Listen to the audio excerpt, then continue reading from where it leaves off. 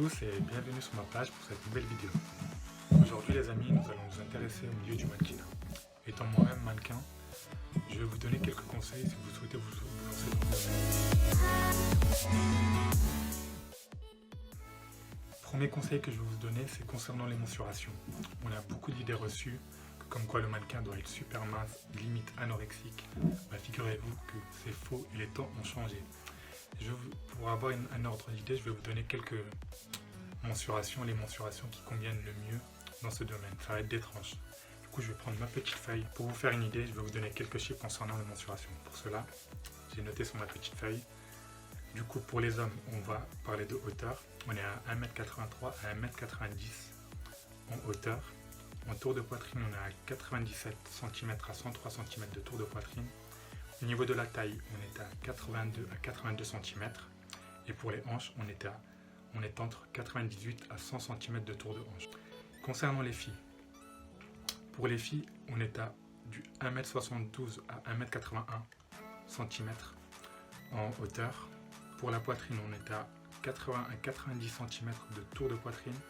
Pour la taille, on est beaucoup plus fin là. Du coup, on est à 57 à 64 cm. Et pour les hanches, on est entre 85 cm à 93 cm. Concernant le poids pour les garçons, le poids idéal se situe entre 70 et 85 kg. Et pour les filles, on est entre 48 kg à 60 kg pour les filles. Pour que vous puissiez comparer, je vais vous donner mes mensurations à moi. En hauteur, je suis à 1m89. En tour de poitrine, je suis à 98 cm. Donc du coup, je rentre dedans. En tour de taille, vous allez voir que je suis beaucoup plus fin que la moyenne. Je suis à 76 cm. Du coup, c'est pas non plus éliminatoire, vous voyez. Et au niveau de la hanche, je suis à 98 cm. Donc du coup, ils partent sur ce standard-là. Et généralement, c'est pour ça que les mannequins, quand ils recherchent les mannequins, les mensurations doivent convenir pour qu'ils puissent les habiller avec tout et n'importe quoi sans changer les tailles. C'est ce que je voulais dire. C'est-à-dire, si par exemple, le client, il a du M, du L, il va ramener son ML et il ne va pas se casser la tête à dire oui, il faut que je pense à prendre du S si jamais la personne est trop fine ou du XL si la personne est trop large. Dans le milieu de la mode, ils estiment que ce soit agence, client ou autre, ils estiment que c'est les standards idéaux pour pouvoir que les gens portent habituellement. Vous voyez, par exemple, quand vous allez faire pour eux, ils estiment que quand vous allez dans un magasin, les tailles que vous visez le plus, c'est du ML pour les garçons, du XS pour les filles. Du coup, pourquoi les mensurations sont importantes dans ce milieu? Sachez que dans ce milieu, le mannequin est considéré comme un cintre, c'est-à-dire que quoi qu'on va lui mettre, ça va lui tomber parfaitement. Du coup, on va parler de taille idéale. Pour les hommes, ça va être du M ou du L en termes de vêtements. Et en pantalon, on est sur du 40-42, vous voyez. Pour les filles, ça va être beaucoup plus petit. On est à du XS, du S pour les hauts. Et généralement, autour du pantalon, on est à du 34, 36, ça dépend. En fait, ça varie selon les marques. Vous voyez, là, on ne parle pas du tout de haute couture, on parle du standard mannequin. Du coup, cela nous emmène au deuxième point qui est super important pour moi et qui est vraiment important dans ce milieu-là, ce sont les polas, que beaucoup de gens négligent malheureusement. Du coup, qu'est-ce qu'un pola? Un pola, les amis, c'est une photo en fait de vous qui va être au naturel, avec une lumière naturelle, sans maquillage et sur un fond neutre. Concernant les tenues, ça va être des tenues super basiques, on ne demande pas à ce que vous sortez votre plus belle tenue. Pour les hommes, on est sur un t-shirt blanc ou noir, sur un jeans basique noir ou bleu et des chaussures de ville. Concernant les filles, on est sur un débardeur blanc ou noir, un jeans clair ou noir, c'est-à-dire couleur jeans ou foncé du coup. Et surtout, chose super importante, c'est les talons. Faites en sorte que les habits soient près du corps, comme ça on a vraiment une idée de votre morphologie, d'accord? Chose aussi super importante, par la même occasion, faites des tenues en sous-vêtements. Vous allez me dire, mais il est malade, pourquoi il nous parle de ça? Figurez-vous que c'est super important. Pour les hommes, du coup, ça va être des photos en boxer, et pour les filles, ça va être des photos en sous-vêtements neutres. Les polas sont de ce fait super importants, que ce soit pour les agences, pour vous ou même pour le client. En fait, ça va permettre aux différents types de personnes de pouvoir se faire une idée sur votre profil, voir comment vous portez les habits et vous voir sur une lumière naturelle ce que vous rendez. La prise des photos. Pour ma part, je vous conseille, si vous avez un appareil photo et quelqu'un qui puisse vous prendre, faites-le avec cette personne. Mais si vous n'avez pas d'appareil photo, c'est pas grave.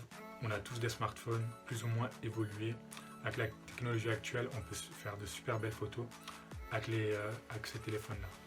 Du coup, moi, ce que je vous conseille, c'est si vous le faites avec votre téléphone portable, faites en sorte que l'endroit soit bien éclairé et également que vous ayez un bon fond neutre, c'est-à-dire blanc. L'idéal, ça serait le blanc, d'accord? Ne cherchez pas un fond avec des arbres ou chargé, non, oubliez tout ça. Choisissez un fond neutre parce que ce qu'on veut voir, c'est vous et pas le fond. Également, faites en sorte que la photo soit nette et bien cadrée, que ce soit pas en décalé. Il faut que vous soyez bien centré et que ça soit net. Concernant les poses, c'est super important. Pour les poses là, c'est des poses neutres, c'est-à-dire ça va être des poses standards, classiques, de face, de profil, 3/4, un close-up. Un close-up, c'est-à-dire c'est une photo qui va que cadrer la tête. Un plan américain, c'est-à-dire que ça s'arrête au niveau de la hanche et également de dos. Ne cherchez pas à faire des expressions, ne cherchez pas à faire du posing parce que les polas, comme je vous ai dit, c'est des photos neutres basiques afin qu'on puisse vous voir au naturel ce que vous rendez et ce que vous pouvez dégager. Donc on ne vous demande pas de poser, d'accord? Ne faites pas l'erreur de poser. Troisième conseil que je peux vous donner, c'est la photogénie. Qu'est-ce que la photogénie? Vous savez, des fois, il y a des personnes super belles, que ce soit filles ou garçons. Quand on les voit dans la vraie vie, ils sont super beaux. Mais dès qu'on va les mettre devant un objectif, ils vont être fades, il n'y aura pas de ressenti. Quand on regardera la photo, on n'aura pas une idée de ce que la personne veut nous faire passer comme message, par exemple. Mais ne vous inquiétez pas par rapport à ça. Sachez que c'est quelque chose qui s'entraîne pour l'améliorer. De ce fait, moi, je vous conseille de tout simplement prendre un miroir, vous mettre devant votre miroir et de vous entraîner à poser. Que ce soit par rapport au visage, les expressions du visage ou bien les posings au niveau de la posture, de la pose que vous allez faire quand vous allez être debout, assis ou autre, vous entraînez à ça. La finalité, en fait, le but plutôt de cette manœuvre, de cet exercice, c'est de vous permettre que quand vous allez être devant un objectif, de poser sans vraiment réfléchir à ce que vous allez faire de votre main, où est-ce que vous allez mettre votre pied, etc. Que ça soit fluide, que vous n'y pensez pas et que les poses s'enchaînent naturellement. Autre point que je voulais aborder avec vous, et conseil plutôt que je voulais vous donner, c'est le book. Sachez que le book n'est pas une finalité en soi. Il y a des gens qui sont là, ah j'ai pas de book, je peux pas me lancer dans le mannequinat. Certes, ça joue, mais sachez que le book il se construit au fur et à mesure de votre carrière de mannequin. Donc dans un premier temps, contentez-vous des polas.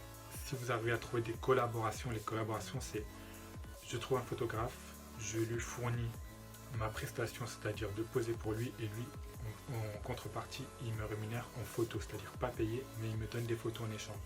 Donc choisissez bien vos photographes qui puissent vous mettre en valeur et aussi, chose importante, respectez le photographe. Il vous rend service, c'est pas un dû, c'est-à-dire il ne vous doit pas quelque chose. Vous rendez service mutuellement, donc gardez cette forme de respect, c'est super important. Autre point, si par exemple vous venez à signer dans une agence, l'agence peut vous fournir votre book, enfin plutôt vous aider à construire votre book, c'est-à-dire elle va vous payer, elle va vous envoyer chez des photographes pour faire des photos, pour monter votre book, et une fois que vous avez un book et que vous avez commencé à travailler, vous allez commencer à être rémunéré, elle déduira les frais de vos jobs, c'est-à-dire si par exemple disons vous avez travaillé, vous avez touché je sais pas 500 € sur un job pour de e-commerce, bah sur cette somme là elle va déduire des frais qu'elle a utilisé pour vous faire un book. Donc s'il vous plaît, super important, le book n'est pas une finalité en soi, un book ça se construit tout au long de la carrière du mannequin. Il y a des photos qui vont être bien au début de votre carrière, mais par la suite vous allez trouver moins bien parce que vous avez des photos qui sont encore de meilleure qualité. Donc ne vous focalisez pas sur le book. Si vous n'avez pas de book, c'est pas grave. Faites des collaborations histoire d'avoir un petit contenu pour commencer et à proposer aussi aux agences. Mais en tout cas, ne vous ruinez pas pour faire un book, d'accord? C'est super important. Pour finir, je ne vais pas faire super long. N'hésitez pas à contacter des agences si vous vous sentez prêt, si vous remplissez les différents critères, parce que ça sert à rien de contacter une agence si vous ne remplissez pas les différents critères. Ben elle, ce qu'elle va faire, c'est juste qu'elle va vous mettre de côté. Donc, essayez d'avoir des polas, regardez par rapport aux mensurations, tout ça, que ce soit le posing, etc. Et n'hésitez pas à les contacter parce que les agences, elles n'ont pas non plus les yeux partout, elles ne vont pas forcément venir vous chercher, donc c'est à vous de faire le premier pas. Et le fait de faire des démarches, c'est aussi bien vu par rapport c'est bien vu des agences et aussi elle leur permet de voir que vous existez en fait. Parce qu'il faut dire les choses telles quelles. Parce qu'elles connaissent pas tout le monde non plus. Donc voilà, n'hésitez pas à les contacter. Voilà, c'est tout pour moi. J'espère que cette vidéo vous sera utile. En tout cas, n'hésitez pas à liker et à partager. Et également, si vous avez des questions, etc., n'hésitez pas à les mettre en commentaire, j'y répondrai avec plaisir.